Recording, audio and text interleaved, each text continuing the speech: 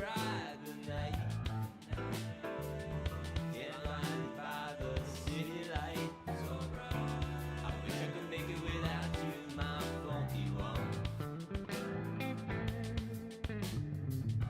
We met when I was 17, tempted by the city scene. My innocence has been gone since then, I'm too far gone.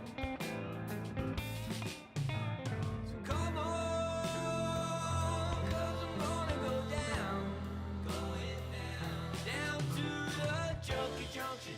You get your fix at the Junkie Junction. You can find your bag of tricks at the Junkie Junction. When you found a new way of life, risk it all just for magic pills. The lawman said to shoot to kill. Well, besides my fate, it's not your fault. Come on, going down to the Junkie Junction.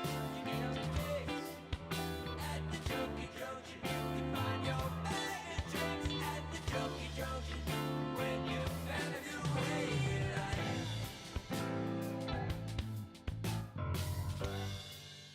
Mother wishes I just stayed at home.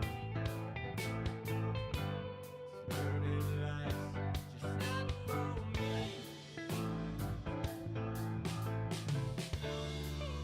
Once I started, I just couldn't stop at all. 'Cause under the hill is where I'll be. So come on, think going down to the Junkie Junction. You get your fix at the Junkie Junction. You can find your bag of tricks at the Junkie Junction. When you found a new way of life. Going down to the Junkie Junction. Come on, at the Junkie Junction. Going at the Junkie Junction. Where you'll never make it out alive. Junkie Junction, no you won't. Junkie Junction, no you won't. Junkie Junction, Junkie Junction, Junkie Junction, Junkie Junction.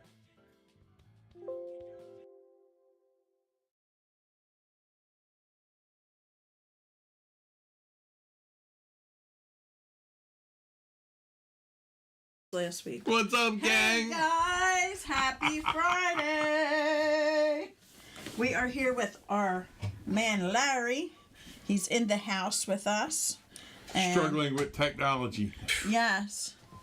He's trying to share out the show to some of his friends there. Yes. We'll give him a crash course on. When you talk YouTube. about crash too, yeah. This is last. No, this is this week's. Here we go. Got another rainy day today. We're out in the studio here. Wait a minute. Nice and Let me toasty see. in here. Nice day. No, Oh. you got your chats. You know, leave it the hell alone, Larry. Yeah. Don't touch it. Hi, everybody. I was paranoid to touch the wrong button on his phone. Yeah, I've Yes. touched too many wrong buttons in my life, so I know what that's like. I'm drawing them like a magnet. Hope everybody had a great week. A short circuit. I'm gonna let the guys take over for me for a little bit. I have a lot to share out today. We have a lot of new people in our group that's asking to get the link, so bear with me. We're here with Larry this week. Larry is joining us because he's going to be talking about his, what is it? Larry? Milestone. 7 years clean. Monday, it was 7 years. Ooh, 7 years of sobriety. Yes. Clean and serene. I don't know about serene. I don't know about Serene, but That's the Serene. clean 1 out of 2 ain't bad. Yeah. Yeah. So I'll take that. Yeah.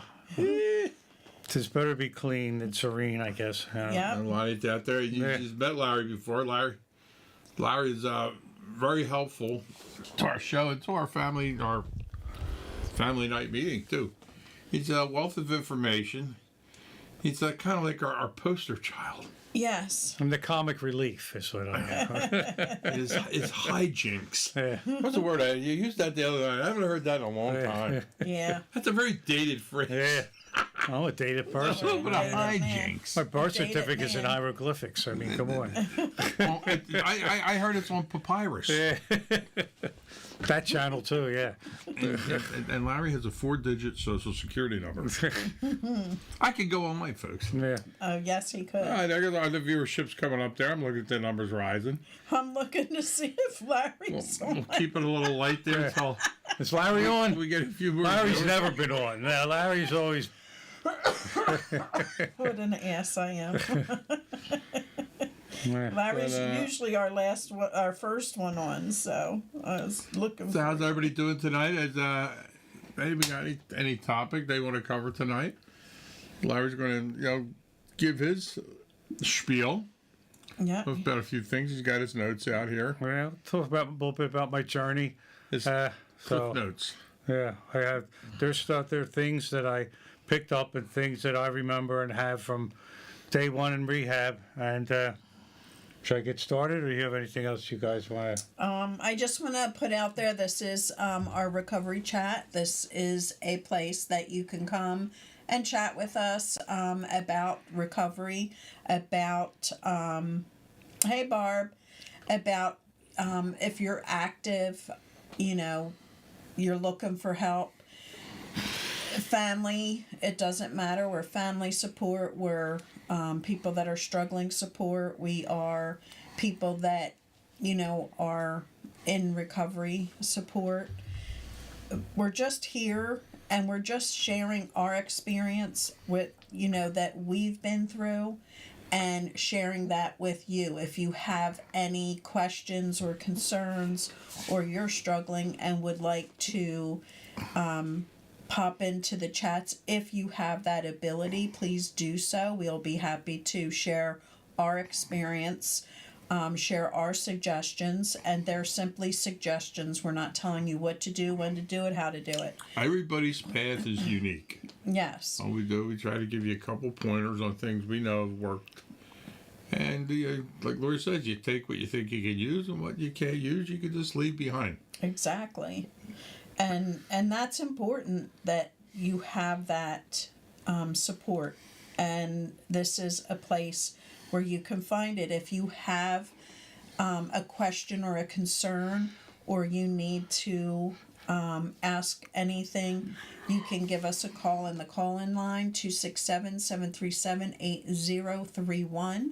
That number is available at any time, but you will be live on the show via telephone, and you can ask any question. Only while the show's airing. Yes. If you call it any other time, it'll go right through to Lori. Right to my phone.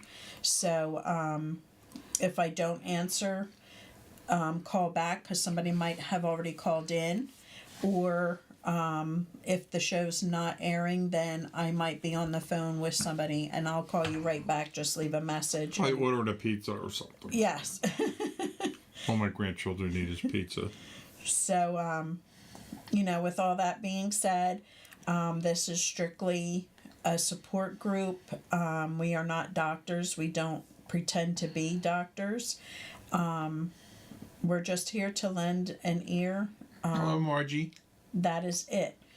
And with that being said, I just want to say congratulations to Larry for 7 years of living the life that he wanted to live, and finally found the strength to go forward and find the help to get that. So Margie said congratulations, Larry. Here's the comments coming up too as where the show's going. So if you need some visual help, there it is. With that being said, take it away, Larry. Okay. I know it's my story. I can go on for hours and hours, but I'm just going to talk about my my journey up. And I hate it. I know I'm going to do this, and I want to. I want to keep it brief. Okay. Oh, a comedy show tonight. Yeah. Well, it's AC/DC too. Yeah. The top of the line, AC/DC boxers. You can't get Like too a many of boxer them around. rebellion. Yeah, okay, that's enough of that crap. Sorry about that, but I That's always want. fun. Yeah, okay. Let's start just like a meeting. I'm Larry. I'm an alcoholic, and my journey. I'm going. People how it was and what happened, but and then how I got along. Well, I'm not a big fan of how it was. I mean, I've heard them at a lot of meetings. I've done it a couple of times, but everybody has their own special hole that they've dug and they fell into, or however you want to word it. And I never was a big fan of the background check. I came from this family, and we were this, and my uncle was that, and my sister was this. And it's just, to me, it was like, what's the point? My idea was, I was at the bottom. Everybody has their own little chute, like chutes and ladder chutes go right down to the bottom. And I'm going to start off with, you dig your own hole. You stop, you don't. I'm trying to get this right. Take your The time. only Take a hit- deep cleansing breath. If you hit your bottom when you start digging. Well, the first time I hit my bottom, I had the shovel along with me. It was I got busted for DUI one night. It's been a history of me drinking, and one night I got pulled over by the state police, and I knew I was caught. I was totally drunk. I called my then wife and told her that I'm going to get busted for drinking and driving. So she came up with my daughter, so my daughter could drive the car home. And they gave me the roadside sobriety test, and I failed that miserably. I failed it. I couldn't even purposely fail it as bad as I failed it. And the thing that got me was like looking over my wife and daughter. And my wife was like not too happy, pretty angry and all. But the thing that got me is looking at my daughter and the tears that's flowing down her face, the absolute tears. And, that hurt. That hurt me a lot. But it didn't stop me from drinking. I felt like really disgusted. So they took me, the troopers took me, put me in jail, and my wife came and with my son to bail me out. And that was the other look. I still have that in my memory, to look at disgust, disappointment, anger, all the negative stuff. And those eyes, they were like a knife. They went right through me, right through me. And I still carry those thoughts in my head. I could still picture that in my head today. But, so I went through the court process and, lost my license. Had to go to the, driving school, whatever you want to call it. And I had to go to rehab. And in rehab, I learned absolutely really nothing. Absolutely nothing. I was there for my 30 days, and I went to all the lectures, and I said all the right answers. And, to me, it was like I was more interested in who's trying to sneak who up the room, or who the people are switching medications and all. And it was just like nothing. I basically just talk and BS to people, and 30 days, out the door I went. And I was home, but I said, boy, I feel good, 30 days without drinking. And I got this made. I felt really clean and all. And, I felt like, here I am, man, Mr. AA. I'm cured now. I can do this. And I went IOP and OP, did the stuff there. I wasn't a very cooperative person, but I felt everybody was like, wanted more information than I wanted to give them. Christine. And so what happened is, I did what I had to do. I was back at work, but I wasn't really doing anything about my program. The meetings went down to nothing. No sponsor, no step work, no trying to straighten my life out. And then, then the brain started to kick in. It started playing this little tricks on me, and it was saying, here, Larry, I almost had 3 years. You're doing really well. You could probably have a drink once in a while. And it started, the want and the urge to drink was starting to build. I remember driving home after work and actually like rubbing my hands like this, like freaking out, going, I gotta get the hell home. I gotta get home. And I get home and I feel like, whew, I made it home. I didn't drink. I felt great. But the next day was start all over again, and it just get worse and worse and worse. And until finally, my brain talked me into saying, good boy, Larry, you could do this. And I started to do it. Once every month or so, it was a drink or two. And for most of us alcoholics, we know where that road leads. It's a week, a day, 24 hours. You know, and I was back to where I was again. Here I was with that shovel digging my hole a little bit deeper again. And I lost my job. I got thrown out of my house, which in hindsight was a good thing. My children were teenagers, and they saw me. In fact, you know, I was discussing that with my daughter the Sunday before my anniversary. We went to a hockey game, and her and her husband and I went out to dinner. And she said what a different personality I had, because when I went away the first time, I had the attitude was I went because I had to, not because I wanted to, which was true. And here I am again, you know, no program, no, and I let things build in me, which is another big thing too. The problems that build in me that I wouldn't face. My biggest thing was fear of facing reality. You know, once, you know, here I am sober, and here comes reality, and then all the problems or all the things that come up, coming back in my life, you know, I had to face them, and I couldn't do it. I couldn't, you know, I couldn't do it the way it, you know, it should be done, if there's such a thing as it should be done. But it started to play with me, you know, and that's where the drinking started again. It was like one problem, I didn't want to face it.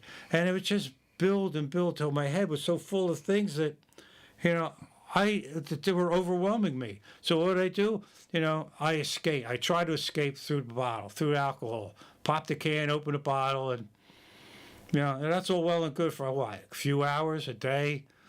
But once the fog clears, there they are, the same old problems. And it just got worse and worse. My drinking became unbelievable. You know, when I think back on it now, it was horrible. It was absolutely horrible. Never stopped. And, you know, by then I got thrown out of my house. I was living with my parents, and, you know, I cut it down a little bit, but not all the way.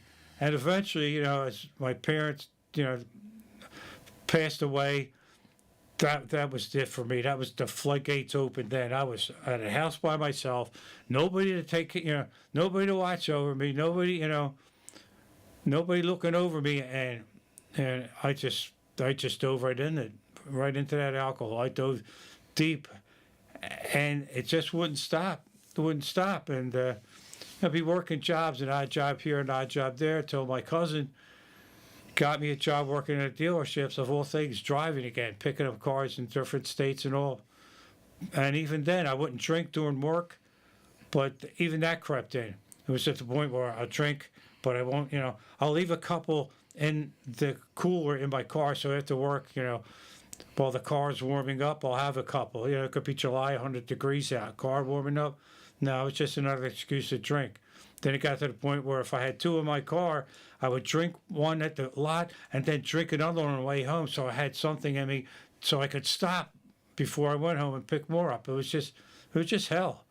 And it started to creep in on, it worked now. It was like 15 minutes away. It was the nearest place I could get something to drink. But that was after, you know, I'm kind of jumping ahead here. It was after I had that second DUI. And it was, you know, and that was the worst. I mean, that story I'll tell, because that was my last day of drinking. And it was, I went to my parents, to the cemetery, and I had a couple of cans of the 24 ounce rot gut stuff. I went from drinking $9 a bottle of beer with a craft brew, whatever you want to call it, to the cheapest, dirtiest turpentine, you know, with 24 ounce, 8% alcohol in it, and it could, you know, remove paint, let alone what it does to your stomach. And I had a couple of them, and I said, you know, I feel good today. I want to go out and ride around. I went to Peddler's Village, walked around. They went down to New Hope, and I'm going to look at the shops and have a couple of drinks. Well, you know, I walked around. Yeah, I went to one shop, went to the bar, went to another shop, went to two bars, and it just was bar. So I might hit every bar that New Hope ever had. And that wasn't enough for me, so I'm going to take a drive. Because I remember in my younger days, I used to drive past New Hope, right along the road in the river, and, you know, do a little, and listen to music too, and, you know, it was great, you know. It was real party time. But now it's just the alcohol. It's just the alcohol, and where I used to turn around, there was a bar restaurant. I said, let me go in and get a little something to eat. Well, I got very little to eat and a hell of a lot to drink. And on the way back on the Jersey side, there's a package store across from Washington's Crossing Park. And, you know, it wasn't just good enough I can go in there, grab something, and take it with me. No, I had to sit at the bar, have a couple drafts, and then and then picked up my stuff and went. Well, on the way home, I blacked out. I rear-ended this car. I must have been doing 50 or 60 right by the Betsy Ross Bridge. And if anybody had been in the backseat of that car, I would have killed them. Because the back of that car was like this. I slammed that thing so hard. And I still remember that. As drunk as I was, as messed up as I was, I remember that slam. Bam. And the thing was, the state troopers didn't put me in jail. What they did was they took me to the hospital. They gave me blood work and a urine test, and they took me home. And they dropped me off, and I'm thinking, this is it for me. My life is over. My life is absolutely over. My second DUI, and, you know, I'm going to spend time in jail. I was just lucky I didn't kill anybody. And the suicidal thoughts came in. I remember I had that big knife. I had it right up my chest. And it was just a matter of a second or so. You know, I had all the intentions of pushing that thing through my chest. Every intention. But I don't know what it was, if I was just too much of a sissy or whatever the reasoning was. I said no. I put that down. So I went and got some sleeping pills and my depression medication and took a lot of pills and drank a lot of alcohol. And you can see how well that worked. I'm still here. And the next day, my cousin called me, and he says, Larry, you have to come down here. We have to talk. So I said, okay. And, you know, all the thousands of times it seemed like that other people, and even my cousin here, was like trying to help me. And I just wouldn't listen. I give them the, yeah, you're right. I have a problem. I should do something about it. But it's a complete lie. All I did was drink. I didn't want to socialize. When my mother was alive, you know, my brothers would pick her up like at Christmas and take her to their house, and she would spend the night there. And they would call me up. You want to come down? Oh no, I don't feel well. You know, I didn't feel well. You know, Mom's going. I'm going to get tanked again, and it was over and over and over again. And then this time, my cousin said, you know, you need help. You need to go away. And I still remember like that started was like. That breath that just exhaled. And I said, you're right. And I meant it this time. It was right that it's time that I needed to do something. I needed to get help.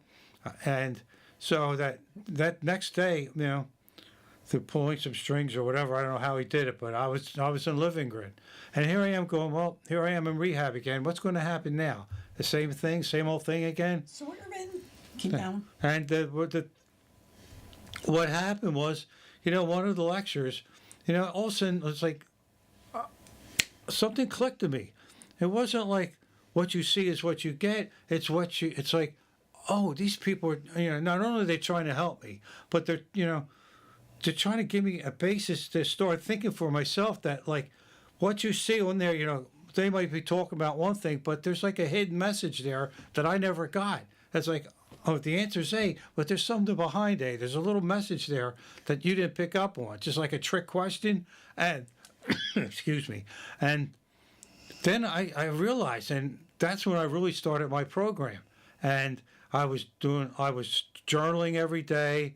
And the one day I was in one of the, you know, classes, we'll say, they said, look, you know, if you want, write a letter to yourself stating how you feel. You can either rip it up or you can give it to us, and we'll mail it back to you at a time, you know, at a time you specify. So I gave them what I wrote down, and I said, well, give it back, you know, mail it to my house in June. Well, I went after rehab. I went to a recovery house.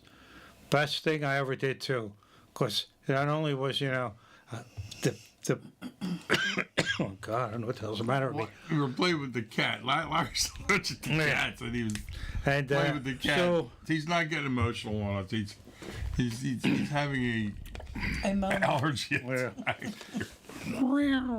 So, where was I? so I was like journaling. I was still journaling even in the recovery house, and you know, and that was more of a discipline too. That was more of a learning thing for me. It wasn't like here you are in like rehab too. It's learning, and it's almost like a daycare thing where everything you get fed. You have to make your own bed and do your own laundry. No big deal, I could do that. But here there was more responsibility was laid on me. Had to have a job, had to be in by a certain time, had to go to meetings, and and I had to do IOP again through Living Grin. That was 2 times, and I did it. And when time came, the courts then said you can't live in a recovery house outside the city. So back in the city I went.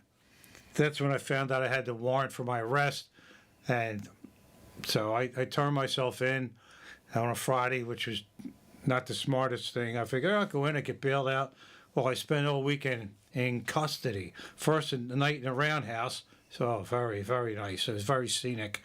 And then up State Road for a night too. There's another one. I'm standing at State Road in orange. I said, I don't look good in orange. And I'm like, I wish I had a diaper because I was ready to crap my pants. I was like, I don't belong here. Look at these people. And it was like, there were some, people not like me, we'll say. Rough looking and folks.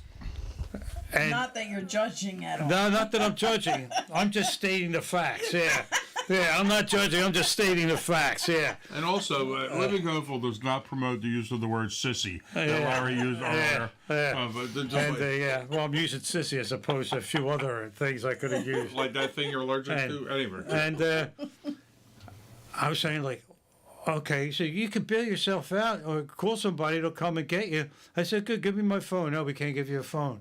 I'm going like, well, how the heck am I going to call anybody if I can't use my phone? So I'm sitting there, and all of a sudden I'm saying, being the genius that I am, I forgot the T-shirt that I was wearing was Daily Reprieve, which was the rehab I was in, with the phone number on the back. So I called the recovery house, and they bailed me out, and they started to, I went back to that's another thing too. I got to tell you this. When they let me out, they gave me like $1. They gave me a septic token, and they gave me 2 condoms. And I'm going like, I can understand the dollar and the septic token, but what's with the condoms? She said, well, when people get out of jail, they have one thing in mind. I said, look, I'm going back to my recovery house. I like these people, but not that much, not that much. And so eventually I went back, to my house. But I'll just keep one of these for a rainy day. Yeah. Put it in my wallet. Yeah, blow full of water, throw them off the roof. And so what happened is, I went to court and all. Then they said, oh, you can go back to, rehab, the recovery house you were in. I was saying, great. They have people in there now. They took my place. I went to Emily's house for a few months. And believe me, I was okay too. But it was the same thing with me. It was like the discipline that I learned, like even in going to work, getting up to 4:20, get the 4:20 bus, to take a train, take another train to get to my job. And eventually I moved back in my house for good. And then I got put on parole. And I was a good boy. I went every time they called me, I was there early. And I'm getting ahead of myself now, but this is something I did in rehab that I'll do, that I read a little bit later on. And what happened was, like I said, the recovery, and eventually parole once a week, every 2 weeks and all, and I eventually got off that because I was a good boy. They let me go early. And what happened was, I didn't have a license. I didn't have a car, obviously. So when I finally was, got my license back, I had to get the breathalyzer put in the car and all that other wonderful stuff. But that didn't stop me. That was like, okay, I put myself in this position. I have to do what needs to be done. I can't whine. I can't bitch. I can't complain about anything, because I did this to me. And that's, that's not only the people I hurt, but we'll just talk about me because I'm the one that did all these things. And eventually, still with no car, it was tough with no car and no license. But like I said, I got up, you know, 420 bus, and on my second job, 420 bus when I was home, a train and another bus to Jenkintown and back. And then the court ordered me to OP and IOP for a third time I went. 3 times OP and IOP. But like I said, you know, I could cry all I want, but I still had to do it, and so I did it. And getting home like 10 o'clock at night because it was nighttime, and getting up like 3:45 and taking a 420 bus. But it's all part of that discipline too, not only with my sobriety, but with my life in general. And I had to stay on that track, catch that bus, rain, cold, hot July weather, but I did it. And that helped me too with my sobriety. And another thing was getting the sponsor. I got a tremendous sponsor first time around, and going to meetings, doing the step work, and not whining, complaining, just doing it. I when I speak to meetings and all, I talk about putting the horse blinders on and just keep focused on what needs to be done, because there's going to be outside things that that's going to happen to you. People are going to pat you on the back or slap you in the back, and to me, both of them are distractions for me. I just want to stick with the program and do what I had to do, and it's been working so far. And the one day was a couple years, maybe even a year after I was home and starting to work, and I was cleaning out stuff, and I come across this letter, and it's And then I crushed dropped my his, glasses, and then dropped his Yeah. glasses 7 years later. yeah, and I'm reading this thing. I'm saying it's addressed to me. I said, "Wow, this is some crappy handwriting." Then I realized it's mine, and it's like, wait a minute, Newville Road, Prince.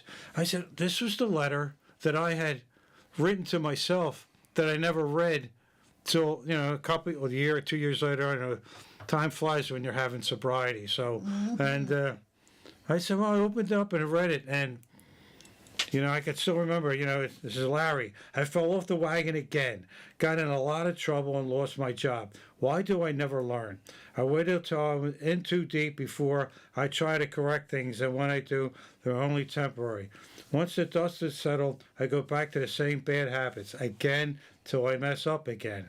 I have to find some way to stop this cycle. My way is not going to do it. I must seek outside help and keep working at it and never ever slack off. Someone must help me, teach me, and guide me. And then in big letters I wrote, help me. And that's the way it was back then. I was a mess. I was an absolute total mess.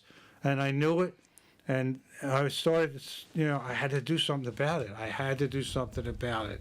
And, through this program, through working all these years and still doing it, and never stop learning. I go to the family group and I hear the perspective of people who were like on the other side. I was the alcoholic, but you never hear, I know I've hurt people that I loved in my life, but how did I hurt them? What did they feel? How did they feel? And, I got to learn that perspective too. And it was, it was an eye-opener for me. It was a real eye-opener. And, I was in a couple other things here that, I picked up things along the way, like I was in limbo. It was like, between living in the shadows. That was my life, drinking.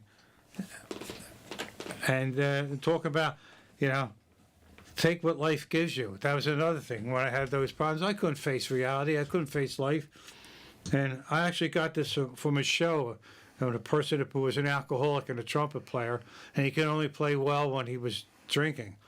And a friend, somebody came into his life and told him, sometimes life is great. It's nice and sweet, and it goes down real easy. And other times it's bitter and hard to swallow, and you just have to take it as it comes. And those are the kind of things that stick with me. I did the big book. I did the 12 and 12 a few times. But I pick up stuff in music, especially music, and even on shows, old shows, even bizarre shows. Like, where I got that from? I got that from The Twilight Zone, where it was an episode about an alcoholic. And but it resonated with me. It resonated with me, like, got that second chance, and he took it, and he took advantage of it, and that was the message that was left there, and that was the message I picked up too from that, you know. And I can't save you, and nobody can save me. I have to save myself. They can help guide me. They can help get to where, you know, I need to be. But if I don't stick out my hand, to, you know, because there are people who are willing to help. They stick out their hand. But if I don't, like with my sponsor, or my cousin, if I don't stick out my hand, nobody's going to help me.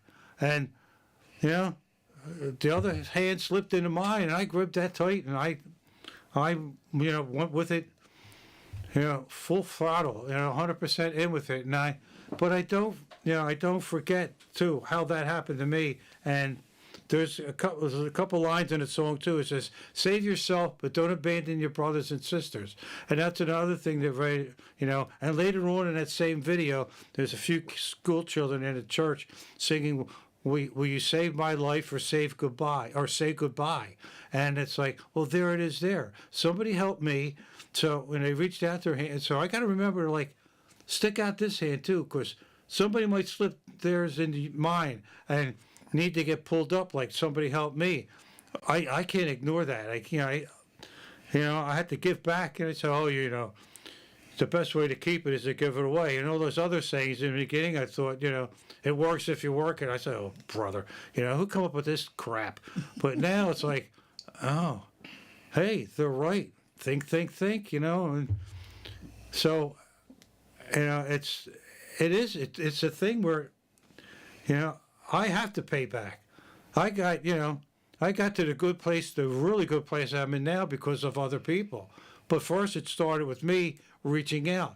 So I reach back for that next person. And they want to slide their hand in, good. It's like, you know, as time goes on, you pass it on. There's another thing. You know, who's going to carry the flame? And that's from a Ozzy song. And who's the next person that's going to step up? You know, because we don't have a guarantee. We don't all live forever. And there's people with problems, people with addictions, and people, you know, who need help. And who's going to be the next person to help that next person up, and just keep pulling us all. Let's pull us all up together. And the rewards, you know, there are rewards, at least in my life. And these are the two biggest things people hear. They were, yeah. And no. Well, thank you. That's very nice of you. Yeah. Well, this is not a prop, but as I'm digging for it, I'll. And, Yeah, I'm afraid to see what's coming out of here. and the funny thing They is, already aired a story not that it's a laundry. funny thing, but the weird thing is that the program he's speaking about is the same program that the family side, the spouse side, the parent side, the sibling side, we all do this. We all work the program. We all, you know, we work the program. We do the steps. You know, it's just we like side by side, and it's just, you know, we're just as addicted to our loved ones as they are to their drug of choice.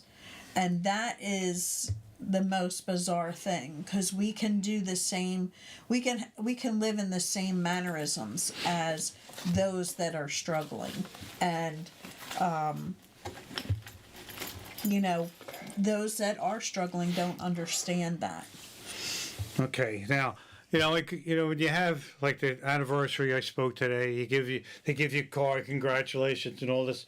Well, the person that does that, it wasn't there, so one of the other people, you know, grabbed the cake, but I grabbed the card too. But it wasn't one of those conceited, you know, pat myself on the back card. It was a thank you card for the people who came into my life. So, mandatory, you guys have to sign my card here. So when you get a chance, get a pen. Because the people I want to remember who come into my life and who helped save help get me on this path where I am now. So it's nothing fancy, just save it right down. And we get back to my story now. I talk about stuff that, the rewards that come into my life. Well, it was a couple years after, I started to get a program that my kids started slowly but surely coming back into my life. And my son was getting married, and we had the rehearsal dinner, and he gave me a card. Now, make sure I'm going to have a good habit of, okay, good. I finally got the first one first this time instead of the second one. And he gave me this card. He told me, take it home and read it. And it said, Dad, thank you so much for being with me on my wedding day. The past year has been amazing for our relationships. I'm so proud of the progress you have made. You're a whole new person, and I'm proud to call you my dad. Well, let me tell you, the tears couldn't come out fast enough out of my face when I read this. This was a big, really, really big thing for me. I cried. And this was like the first real indication of my son like accepting me again and having me back in his life. They loved my daughter and my son. They love me, but they like me now. They like the person I am now. And a few months later, came over to the house and visited me. He gave me another card too, and it said, "Dear Dad, thank you so much for making my wedding day unforgettable. We had no idea you were such a dancer. Thank you for the extreme, thank you for the extremely generous gift, but most importantly, thank you for continuing to make yourself a better person with each passing day. I am so proud of you and can't wait for more Ozzy concerts together, however many are left. Love you." And I mean, that says it all for me. I couldn't be a happier guy. I got my kids back in my life. Well, like I said, we went in July. We went to the Canadian Rockies. It's a train trip and bus tour in like 8 days. And it was great. It was so fantastic to have him in my life and laughing and smiling and doing stuff like that again. But, I had to stick with the program. And that's the most important thing, is the program. This is not like 2 years, 1 year, and all of a sudden, okay, hey, I'm cured. I'm not cured anymore. All I have is, that one day at a time. And all those other sayings, how true they become. And there's something else I always carry around with me, too. Just a reminder, if I want to drink again. This thing here is my appointment card for parole. This is my last card. So I already got to remember that, a lot of crap can happen drinking, not just sitting home by yourself, It could be sitting in jail with some of my best friends, sure. And so I'll just end with that. And I just, I'm just so happy. I'm glad I can come here and share my story. And I'm not afraid anymore to share it. That's another thing we talk about in the beginning, about the fear of facing reality, facing consequences. And now I can do them. I can look them in the eye. Then whether good, bad, or indifferent, it doesn't really matter anymore to me. And not be ashamed. Yeah, not be ashamed. Hey, you got that right. And not fear of what's going to happen. If I did it, okay. It's like making the amends too. They were big for me. First that step 4, you write everything down, then you share it, with your sponsor, and then actually approaching people and doing it. Some were easier than others, and it was like I had to get over a fear of rejection, because there's going to be rejection. Nobody's going to say, "Oh, that's okay, Lara. You're okay this time." But I lost my marriage over it because I was a liar. I didn't do anything in the program, and not everything turns out to be sweet and lovely. Like Morticia Adams says, and nothing isn't pointy thorns and singing vultures. So it's things happen. So. I go where, wherever it goes, it goes.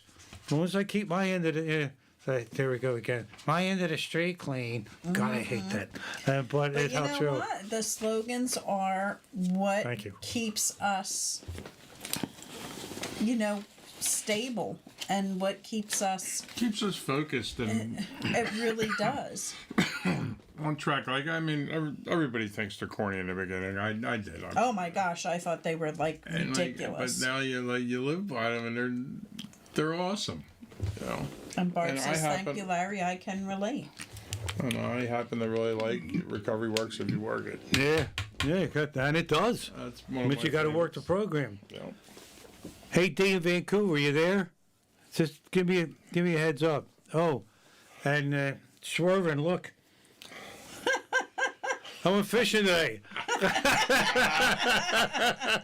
There you go, Erwin. There's Larry, our big mouth bass. There you go. Look at that. Big Oh, mouth, yeah. Holy mackerel. Which one's the bass? Last time I seen a mouth like that, I had a hook in it. Yeah. Rodney. Yeah. All I know is, Irving, you better not be messing with my properties. So, yeah, it's, like I said, you know, I owe it all, you know. So, yeah, hey, good. Darlene, good. I'm glad you listened. Glad you got through. Means a lot.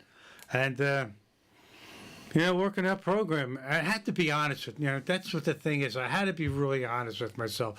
I eat a lot of that humble pie, Yeah. and it tastes terrible. Tastes terrible going down. And, I don't see your people comments, so. yeah, it says, well, she says I'm live, but I'm not on YouTube. Okay, So, awesome. it's what one makes of it. And the first time around, I made nothing out of it and got just as much back. Yeah. Nothing in, nothing out. Now this time, I mean, I'm in a much better place. Hey, it's I'm happy important. as hell. So many times people do it for all the wrong reasons. You know, they're just Yeah. to pacify everybody else. You know, family member, Yeah. law enforcement, whatever it may be. But it's not until you really, like you said, sit down and do it for yourself Exactly. that you really embrace your recovery. And that's the biggest deal, is doing it for yourself. And I know my loved one, the first time is when I found out. And to pacify me and stop me from having a complete collapse. Like, you watch these shows all the time and you see the people that get crazy and they're like legs collapse, and you think, oh my gosh, a little overreacting. Let me tell you, when you find out how sick they are, it's devastating. And, you know, reaching out to find the help for us is just as important as our loved ones finding the help for them, because our loved ones will do it a lot of times just to sometimes to manipulate the situation. Yeah, I'll go and, you know, I'll stay a couple days, but then I'm out of there. You know, that'll get them off our back for a minute, and, you know, I'll tell them that there's bed bugs, there's bees, there's, you know, whatever I need to, so that they can say, oh, come home. But until it becomes that they're tired of being sick and tired, and they're willing to open their ears and shut their mouth and take in the suggestions being offered to them, that's when they get it. That's when their life changes. You know, and I'm not going to say that relapse doesn't always happen. Sometimes it does. And, you know, relapse is part of not doing the program. You know, I hear it all the time when we would have, you know, patients come into the family group and talk. And we would be like, well, why are you back? Like, this is, you know, third time, 15th time. And it's because they stopped reaching out. They stopped using the toolbox that was provided to them before they left treatment. And so many stories do I hear that ends in that situation. But then, unfortunately, they get connected again. And every time they do go to treatment, there's seeds being planted that grow and help them get to the point where they're ready to do it for themselves. And that is so important. I got that right. It's not going to work if you don't put the time in. Believe me, you know, it took me 2 times, but, you know, I was fortunate. Like Lori said, there are people been in and out of rehabs like constantly. But, you know, and I don't know why they, you know, it doesn't stick with them. not going to judge them. All I know is like the first time, I know what I did.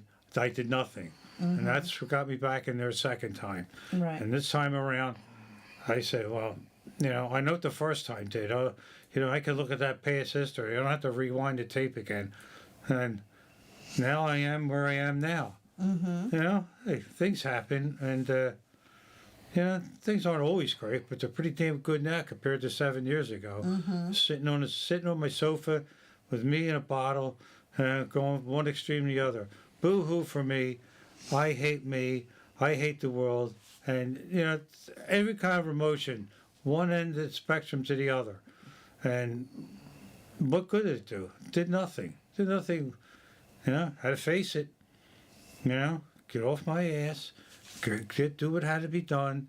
And when you know, you're going to get knocked down, you get up. You're going to get knocked down, you're going to get up, because you know, like I said, dig that hole.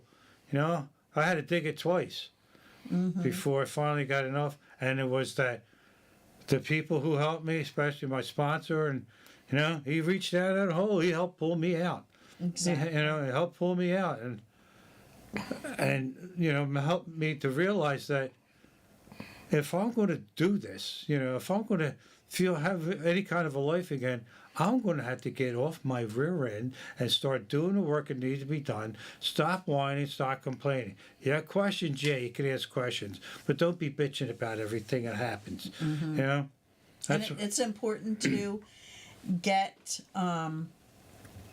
you know, comfortable with being uncomfortable with this disease, with getting into meetings and using that phone list, because you can have 15 phone lists from different meetings, but if you're not dialing the numbers on them, then you're not using the program. You're not doing what's needed to keep you clean and sober. And I would love that statement too, getting comfortable being uncomfortable. Yes. I think that sums it up perfectly, because you know, yeah. you gotta throw yourself on the mercy of your recovery. I mean, you gotta you gotta address it head on, and you gotta stop feeling sorry for yourself. And Yeah. Don't expect to be a cakewalk. It's not going to be a cakewalk. No. You know, you got to get off your and work. You know, I keep saying that, repeating that over and over again. But that's what did it for me. And that's, I can only tell you my story and what worked for me. And it was like, don't get too high, don't get too low. Things happen, good, bad, or indifferent. And you just keep going. I kept going at that steady pace. And if there's a problem, I'd call my sponsor, or I'd bring it up in a meeting, or a confidant, somebody I could talk to, and just take it from there. Hey, I'm not Superman. Of course, I don't know if I can fit in a leotard anymore, but that's beside the point. But the thing is- individual. Oh my gosh. and you know, Tough if say, you need yeah. help, ask for help. It doesn't hurt, you know. And You said anymore. Was there a time when you wore leotards? I will keep That's how I that got out of secret. that. You can't fit in one anymore. One never knows, does one? Yeah. Maybe he was a superhero. Yeah. Yeah. Or maybe a ballet dancer. I don't know. Oh, there you go. You are pretty light on your feet. Yeah. So if anybody out there wants to ask Larry any questions in the comments or on the call-in number Yeah, that's the guy to ask. I'll tell you, he's our go-to guy. 267-803-7031. Feel free to ask him any questions. He's very open with his recovery, and he's very positive. He's, you know, this is something you can't. He is. I mean, Larry doesn't sugarcoat things. He No. tells you exactly what he had to go through to get to where he is, and I'll tell you, he'll call you on it. I mean, Just don't call about my underwear, okay? Okay, Yeah. but it's I just can't stop thinking leotard. I'm sorry. I gotta get this. I gotta get. I hear Larry. I think Ozzy shirt. All the, I just can't. But anyway, I'm gonna push through this. yes.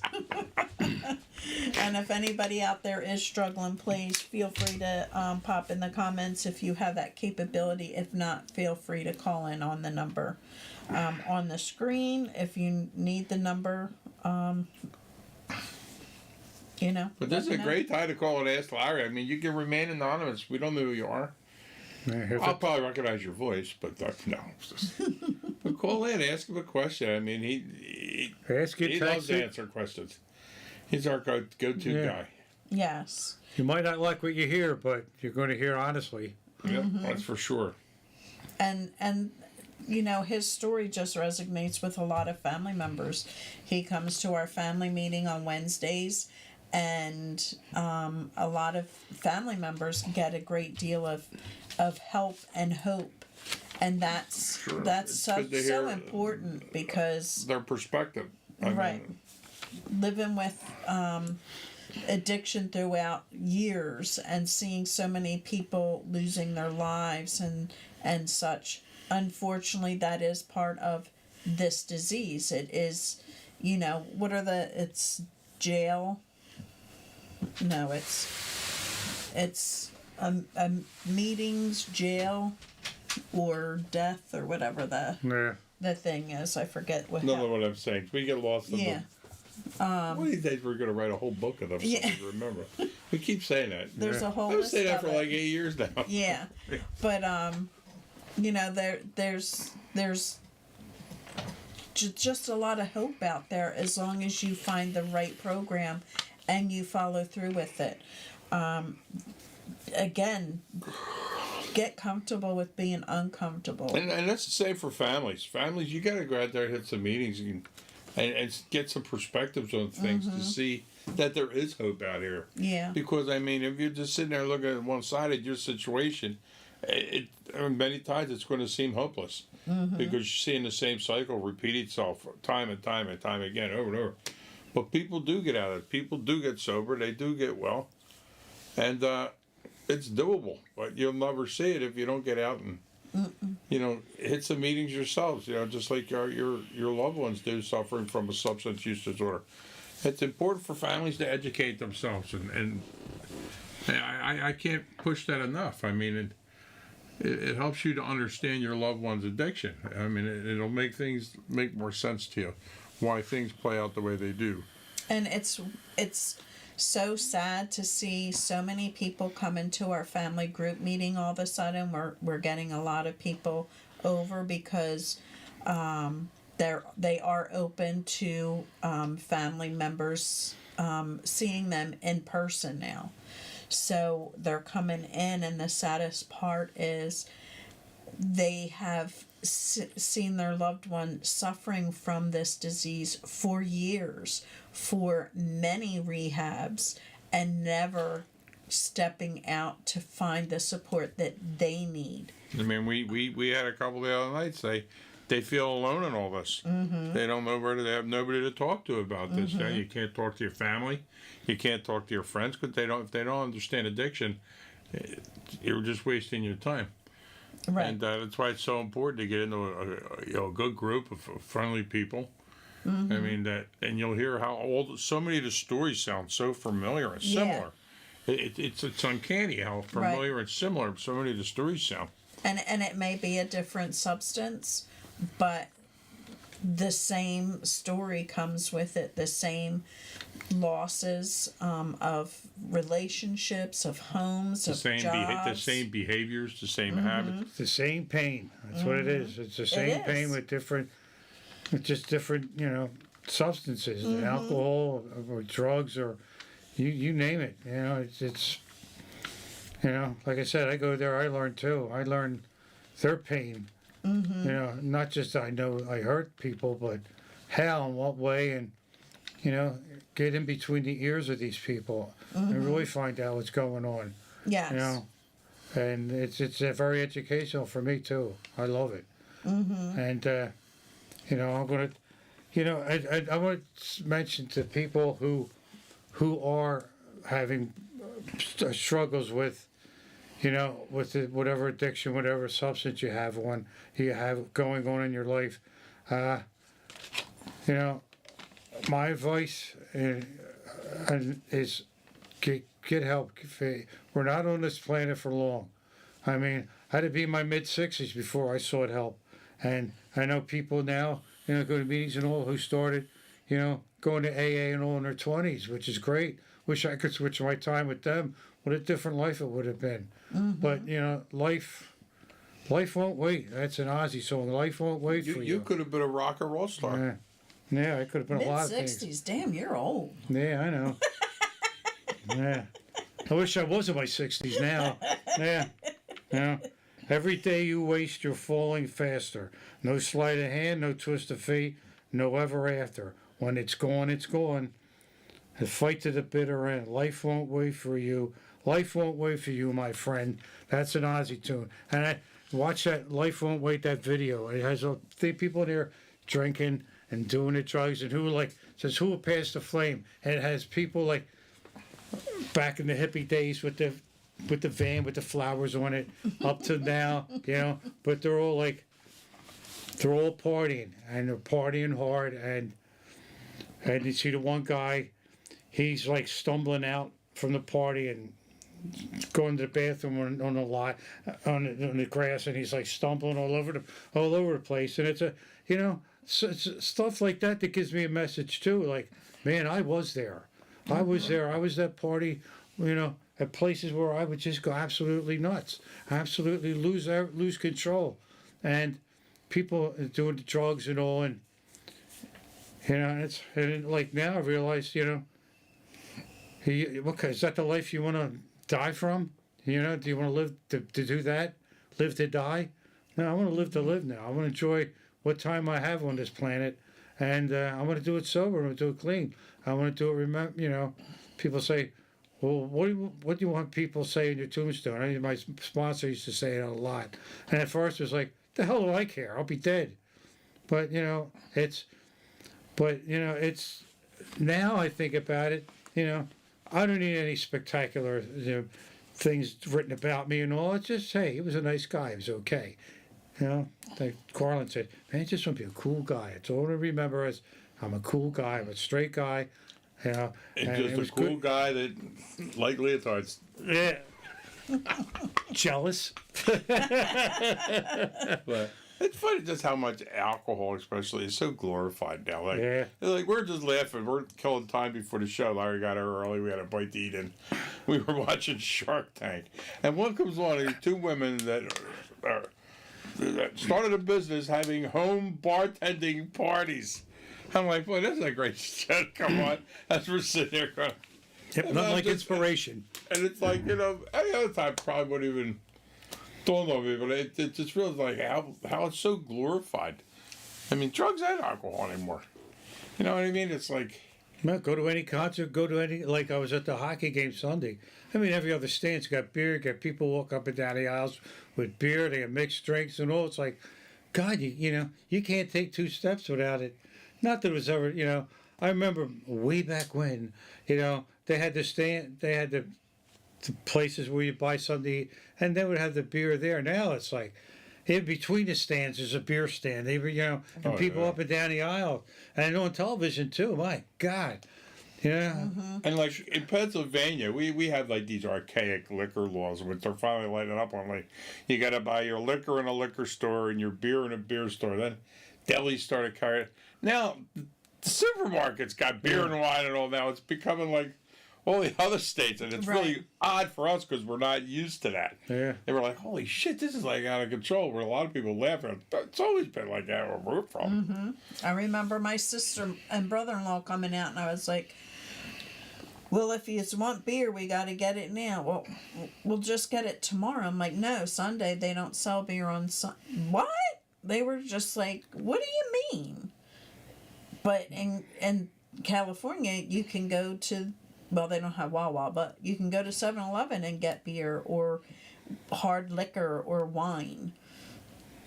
You don't have to wait till, you know, Yeah, but we Monday. in Pennsylvania, they have these like really weird, like old type laws, which they finally let up on. black laws or something, blue laws, Hulu's, I think they were called. blue laws. But they Yeah. just wanted to keep their hand on the taxation of it. Well, that's what Yeah. they didn't want to give up all that. The Commonwealth. I mean, if Money, people money, work money. Tax, tax, tax. Yeah. Why are they legalizing marijuana? Tax, Oh my tax, God! Now, tax. now we got that popping up every billboard on 95. Hey, come over to Jersey. It's recreational. You don't Yeah. need a medical marijuana card. Yeah. It's Go to like, how do you Groupon. explain to your kids what these signs are about? Go to by the way? Groupon, you can get a medical marijuana. Like, kids, I don't want to hear you smoking marijuana, but it's on every sign. Like, how do you talk to kids about it now? Mm-hmm. You know what I mean? It's so glamorized and Yeah. it's crazy. Yep, it is crazy how fast times are going and how fast times change Yeah. and All right, Barb's got to run. She's got to scrub the urn out early in the morning. Bye, No, she Barb, don't work at a thank you. crematorium. She works as a barista. see you later, our Night, Barb. barista. Yeah. Thanks Hope for you're tuning in, doing sweetie. well. And you know where we're at. You know the bat line. She always say we're going to show up there for coffee one weekend, but it's just a little early for us. Well, tomorrow we'll probably be awake early. We've been getting up early, so You've already been at work for 2 hours, and I've already been able to go to the bathroom 2 times, and I'm still not out of bed yet. Barb says, Larry, I'm so glad to hear you. Well, thank you. Glad to be heard. I hope Yes. something just got through. That's all. That's all I want to do is tell my story and hope it helps somebody. Yep. And that's that's the bottom line. I'm not here to hear myself. I hear myself enough. I talk to myself enough at home, so I don't need to. I'm at the Oh, point you now- better get a dog. We was talking about getting a dog, or you definitely need Well, a I'm dog. gonna make tape recordings of myself and then to have a conversation with myself. Yeah. Yeah, maybe even an argument. Who knows? Yes. Like, do you put it on the other side of like the dinner table? and Yeah. say, pass the butter. And, okay, and you pass the butter over to the tape She recorder. says you inspire her, so that's a good thing. And you know where we are. You know what you need to do, and just keep doing it. That's all you can do is keep doing it and doing it for yourself, not for anybody other than yourself. That's the most important thing. Is doing it because that's what you want, and what a great life you can have doing it yourself, doing it for yourself. And now there's so many options now. As far, no one doesn't have to go to an in-person meeting or get a sponsor. You pretty much stay in the background. And there's Zoom meetings too, whether you like the traditional or the agnostic. There's all different things. Whether it's religion, whether it's dharma, or it's like, and you pick an avenue. There's something there for people who are struggling. Yeah. Who kind of lean toward that way because, like I said, I started off in traditional. The God thing didn't really bother me. It didn't bother me at all because I was there to get my life straightened out. The God thing would go here and go out there. Because I didn't feel like that was going to help me. And for other people, they swear by it. Mm-hmm. They love it. God did this and God did that. Hey, that's good, And, the bottom line is, what are you going to do with your life? Mm-hmm. That's the bottom line. How are you going to get help? Who's going to help you? It doesn't matter, what the help is. Just go get it and do it. And do it. And don't be ashamed of anything because I've done a lot of nasty things in my life that, sure I'm ashamed of, but I can't change them. And sometimes they're like, just to take a sneak peek back at it and say, wow, how could I have done that? And be that like an inspiration to keep going to the way I'm going now. It's, The past is your past. yeah, you can't change it. So why dwell on it? Exactly. Yeah, take that step forward. Don't go backwards. Don't go 2 steps up and 1 backwards. Because like I say, you take it from a person that did nothing the first time around, absolutely nothing, and I paid the price for it. I paid the price for it, not only with jobs or whatever, finance, but I did it with people that I loved who loved me. I hurt them. I really, really hurt them. I hurt them badly, and at the time, yeah, I felt bad, but oh, I feel bad. Where's that next drink? I feel bad. Where's that next drink?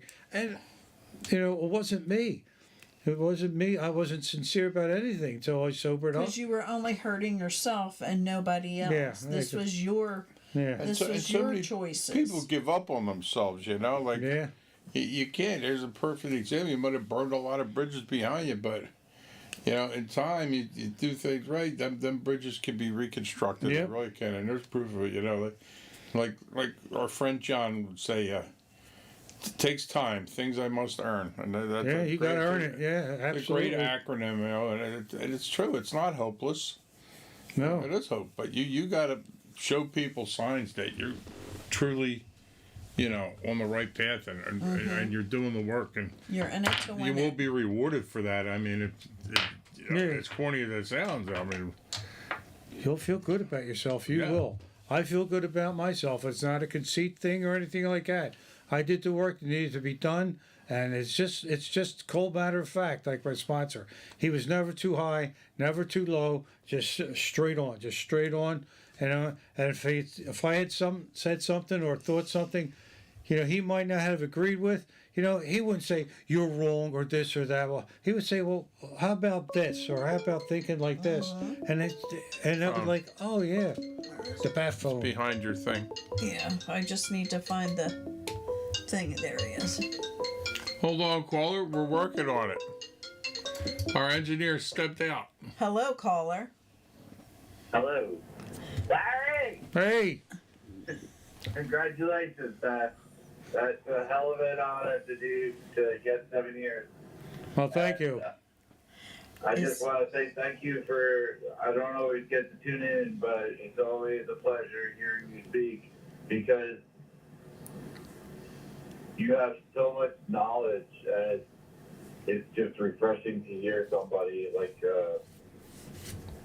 I don't know, that doesn't have a lot of time, but has gotten this program and understands it and the things that you need to be done that you got done and giving it all away so you can not have anything bring you back out. Because there's sometimes, like I know I did it in the past where I held on to things. I didn't tell my sponsor and I didn't talk about it and it drove me to go back out. And I think it's so important that once you have somebody that you can confide in to get everything out because they're not going to judge you. They've probably done worse or the same. So it's just like another person being completely honest with themselves. And it's a beautiful thing, and I wish I would have done it sooner because it took me a couple of rehabs to understand what I needed to do and get out of my own way. And just be completely honest, even though it hurt, and I didn't get what I wanted from it. Like I felt better knowing that I was being completely honest with somebody. And it's a lot easier to remember the truth instead of remembering which lie you made to cover up for whatever other lie that you did. Yep. So, How true. Well, thank you. I appreciate it very much. And it's great. Yeah, you know, I know how the feeling is. You know, once you, like you were saying, get out of your own way, you know, and it does become easier the more you work at it. The more my head became clearer, and you know, just keep marching on and don't be. And I'm not afraid to say how I feel. You know, what happened then, what's happening now. Yeah, I think, like for me, I don't keep my recovery secret. Like I let people know, and I think they appreciate it because they think I think they understand that I'm coming from a place of honesty, and I'm not trying to get ahead by lying to somebody. Where somebody that they have dealt with in the past, like I don't know. I just think it's refreshing to hear like honesty and not having to tiptoe around it and not be honest with somebody. If that makes any sense. Yeah. It's great. You know, when you have nothing to hide, it's the best feeling in the world, believe me. Yeah. You get just so out, say what you have to say, and don't worry about anything else, you know. If they don't like, people don't like it, they don't like it, you know. But you know, Yeah. you are what you are. And when you're honest with yourself, Yeah, I've come to the realization that I'm not going to please everybody. And if they like me, they like me. If they don't, they don't. But Yeah. I know at the end of the day, I'm doing the right thing. And what what I think is the right thing, and I don't know, it feels good. Mm-hmm. One of the things that you said is work the program. Oh my God, it's a slogan, and you're right about like the slogan being so cliche. And like, oh my God, this slogan, and then after a while, you just start saying them. I'm like, oh my God, I can't believe it. Like, why didn't I listen to this earlier? But if working, you're worth it. Yeah. Yeah. That's one of the things that I was taught. I forget the beginning part of it. It works if you work it. Yeah, that's it. Thank you. Yeah. Yes, it works if you work it. There's so many And get they're it mixed up. worth Yeah. it. Now, my favorite, and if I ever get a chance to get a tattoo again, I'm going to do nothing changes if nothing changes. I got a steady hand. Yeah, you ain't And you put got a tattoo bottle of on me. India ink at home. Yeah. Remember Indian ink? Yeah. What was that? I mean, if you get the chance, all you have to do is make a phone call or just show up, and they give you a tattoo. I'm just saying. Mm-hmm. Yeah, there's so many ways to get connected now. I mean, you know, there's no excuse. So, you know, I hate to put it either way, but, you know, there's no way to cop out of it now. You know, if you really want it badly enough, there are ways to get there, you know. Yeah. Different roads to the same ending, but you get there. Yeah. One of the things that I think is also important is just putting down the drink or the drug doesn't, or whatever the addiction is, it changes, but you have to change yourself. Yep. And part of the that we don't do when we were, well, that I didn't do when I was out there, was take care of myself by going to the doctor. And now I'm like, all right, I'm going to be honest with the doctor. And they ask, like, do you want to talk about anything else? And I was honest with them. And now I'm going to, like, so many different doctors. Yeah. But, like, we got to take care of ourselves. Yes. Unfortunately, like, we don't always do it. And when I'm headed up to Atlanta right now for a funeral for a friend who just passed last week. So we got to take care of ourselves and our bodies. Yes. That's a great point. Yeah. Because I don't want to be a Debbie Downer on it, but you know, we abuse our bodies for years and years. I mean, it takes its toll on things, you know, on organs and such. And you should get a good checkup and get enzyme levels checked and things like that. And be honest with your And doctor. be honest with your doctor. I mean, don't bullshit him. I mean, tell him what he wants to hear, because you want to know. You want to make sure everything's good, and if not, you want to get it taken care of. Because, you know, believe it or not, especially alcohol is still like the leading cause of death, I think, anymore. I mean, it just takes years to get to that point, you know what I'm saying? Whereas, like, you know, drug overdoses are, you know, they can happen in a blink of an eye. You know, but alcohol takes years to kill you, but it still I think they still can say it kills more people every year than drugs. And that's a hard pill to swallow, you know. Yeah. But it's the truth. I mean, it does take the toll on our bodies, both drugs and alcohol, and the whole lifestyle in itself. I mean, poor sleep, poor eating habits, we have a compound on top of everything else. That's really important to go to the doctor and get a good total checkup and physical. I mean, you know, as most you can afford, depending on what kind of insurance and all you got, of course. Mm-hmm. But I think we do overlook that. That was a good point to bring up. Sometimes I make good points. You always You make do. good points. And you have a very sexy voice. Oh, I knew it was coming. she says that to everybody. She told the ice cream guy at the other day. He goes, No, I "Thank didn't. you very much." She was on the truck there. No, this is our Brian.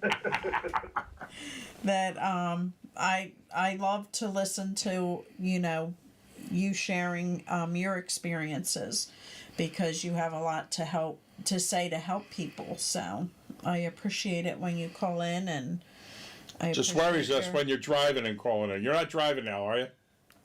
No. No, Uh-oh. No, not at all. not at all.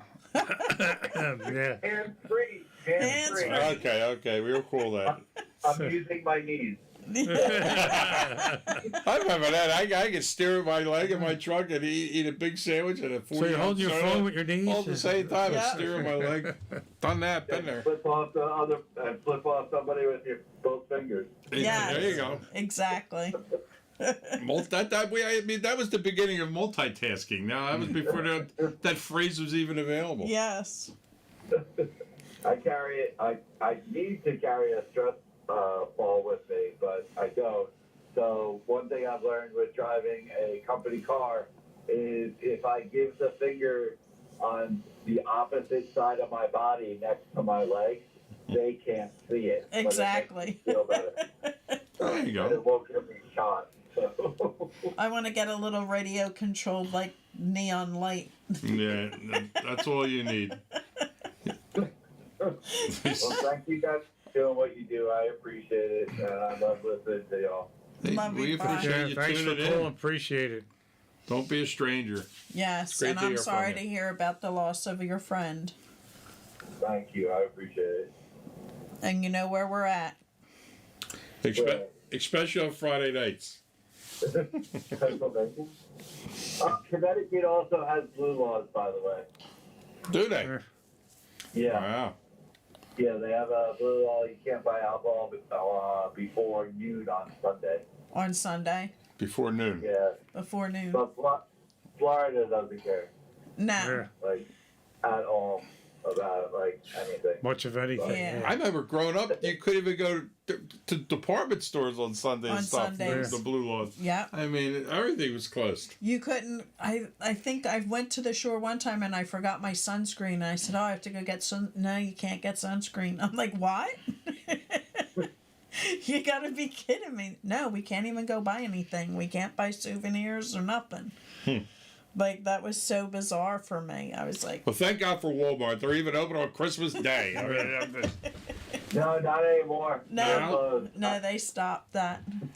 Yeah, last- and they stopped Thanksgiving also. Yeah, last Wow. year I think it was their first time that they stopped that.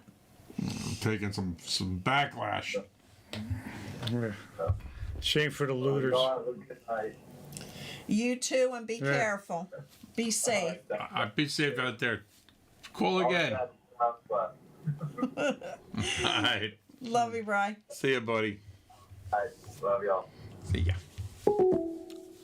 That is we our go. sexy voice, Brian. Another friend of the show. That's Yeah. good to hear from him. He's from Florida, and he on the side he rescues dogs. He helps get them from point A to point B, and they transfer them all over. So Had a big problem with sea turtle down in South Carolina this Really? week. Yeah, like 109 of them. I think it's because of this crazy sub-zero weather come in. You know, they're cold-blooded. They get disoriented and this and that. Who knew? I don't know. yeah, So maybe, what are you doing tomorrow? We're going to say some turtles? Yeah, turtlenecks. I'll tell you, everything's getting bizarre with this weather anymore. We're having California weather. They're having our weather. It's just crazy. It's insane right It's the now. end of the world as we know We it. even had As snow we this know. year. We haven't had snow in like almost 2 years. Jeez. Yeah, longer than They had like two back-to-back little snowstorms out there. It's a winter wonderland. The kids loved it. But the nice thing is, it's gone. We've had 2 nice days, warm days. I'm not going to say nice days because they really suck. There's no sun. We got warm weekend. Just crank the heat way up in the house. and just Yeah. Sweat. Great message as usual, Larry. Thanks for the reminder of what it was like. Yeah. A grim reminder. Yeah. And you know, we have to remember where we came from so we don't go back there. And remember the fight it took us to get where we are today. Yeah, sometimes a grim reminder is a good thing. I mean, Yeah. Remember the fight. Remember the journey that, you know, I did. I remember what got me here. I don't ever forget it. You know, down to the bottom, you know, bottom of that hole, the pit of alcoholism, right down to, you know, at the bottom Right. to where I am now, and what it took.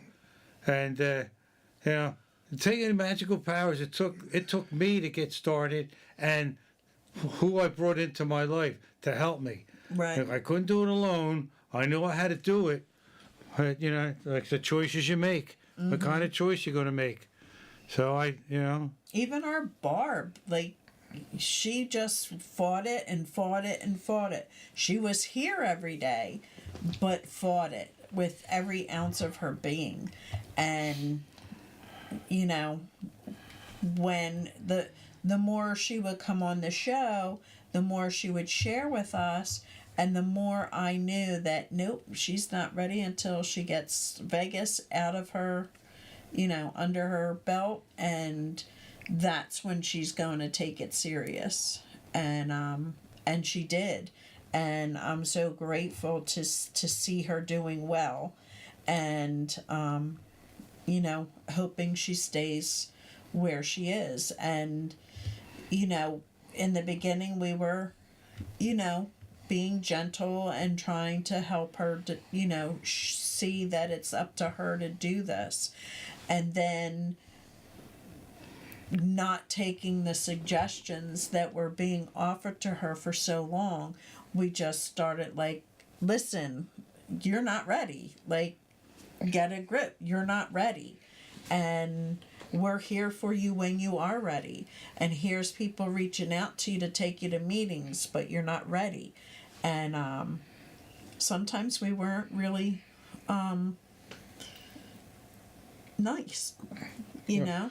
can't be nice all the time. It's just No. that doesn't work that way. No, sometimes you have to, you know, call it as you see it. Yeah. And, you know, that's where you get the help. Yeah, nice That's- doesn't always work. Nice, honesty and being upfront is for me the best thing. Yeah, if it's something's wrong, you say something's wrong. If something's good, you say something's good. Don't try to sugarcoat. Don't try to beat around the bush. Just say, here's what it is. Here's what I think. I could be wrong, but this is it.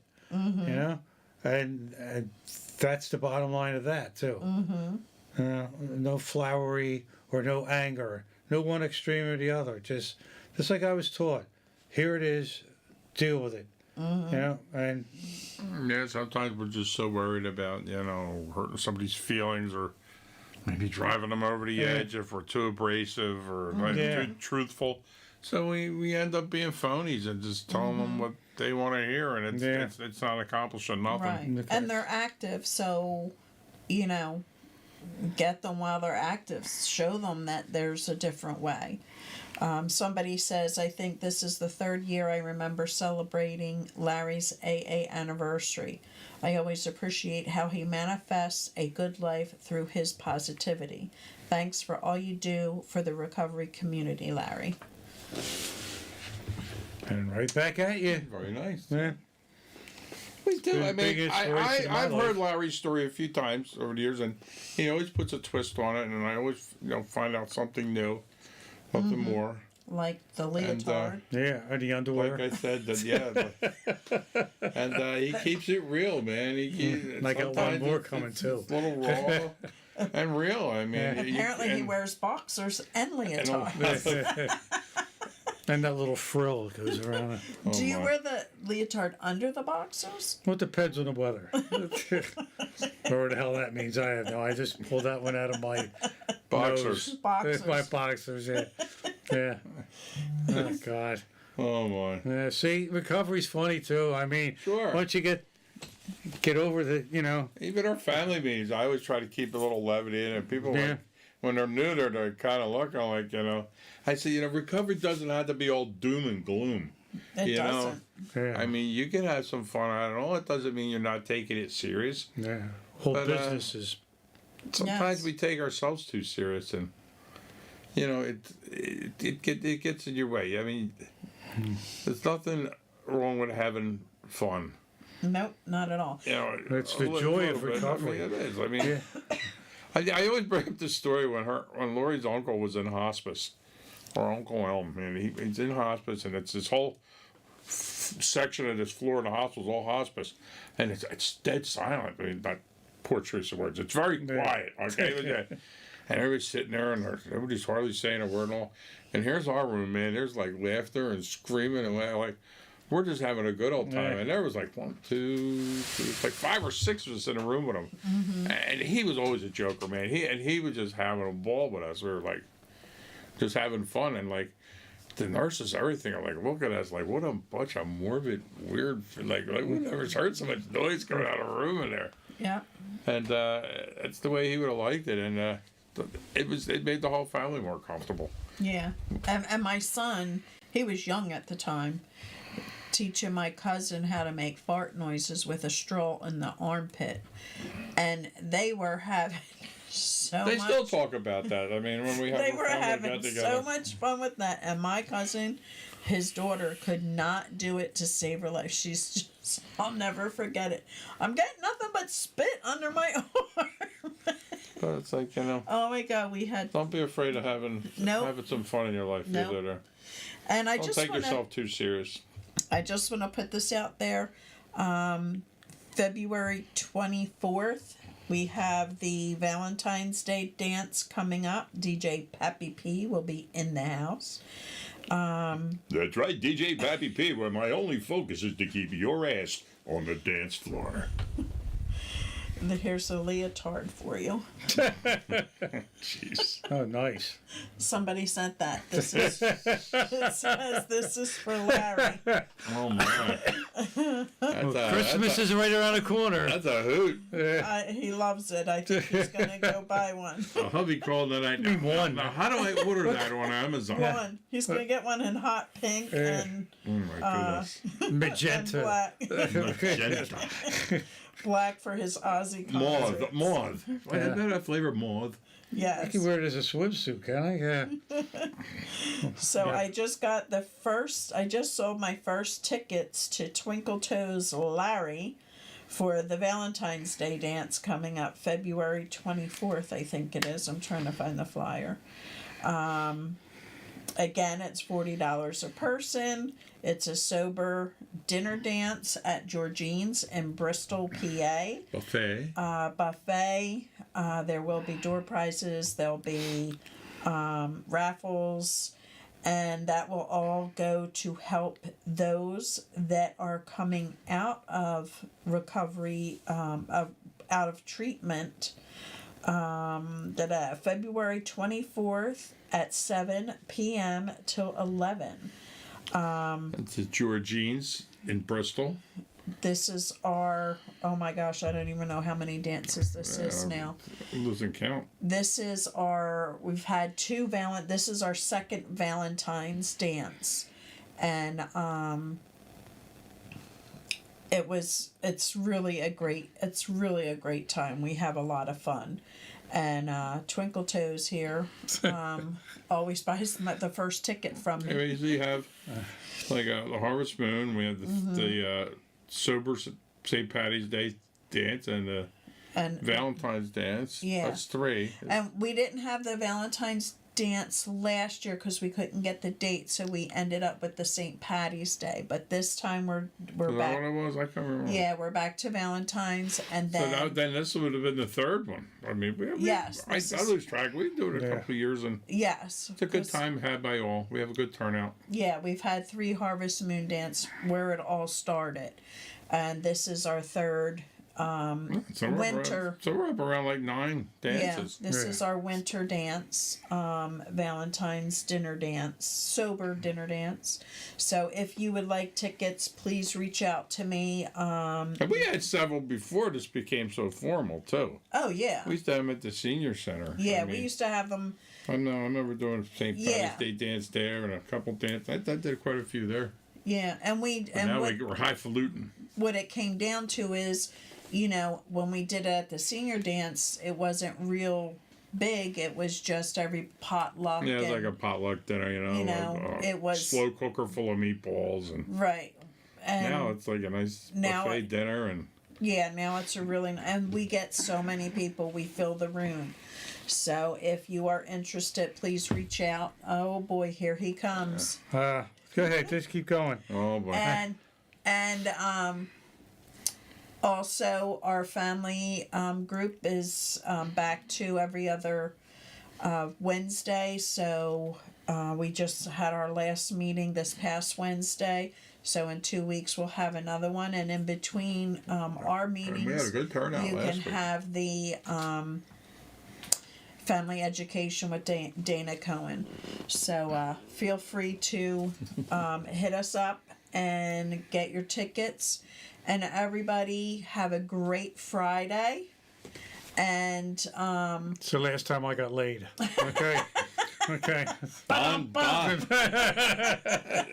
This is Larry Ho. That's Don Ho's brother. Yes. And come to the dance. I might wear a leotard and my ballet slippers. Oh my with God. his leg. I have to bring my Super 8 movie Everybody camera. have a great Friday. We'll be back here next Friday Yep. from 9 to 10:30. And remember, as always, recovery works if you work it. Yes. Peace out, everybody. Thank See you you so next much Friday. for tuning in. Love you guys, man. Be safe.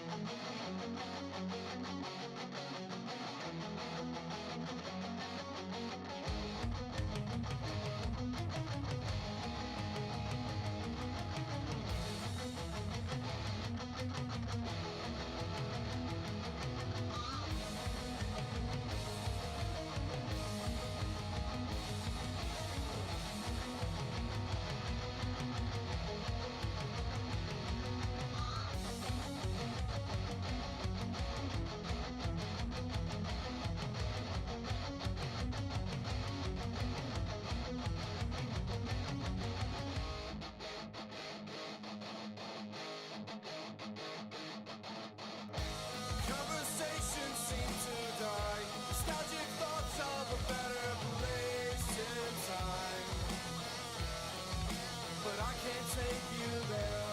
Another day, another page, another chance for time to rip you away and leave me on my own. I feel so alone since you've gone. Pieces, so listen close. I've so much to say, but I feel these are my dying days. Stand your ground, and don't back down. And when I am gone, you will carry on.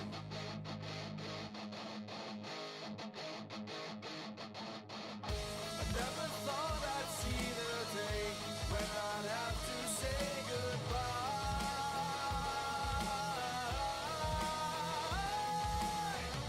I'm breathing hard, cannot see, but there will always be a piece of you with me. But I feel so alone since you've gone. So listen close. I've so much to say, but I feel these are my dying days. Stand your ground, and don't back down. And when I am gone, you will carry on.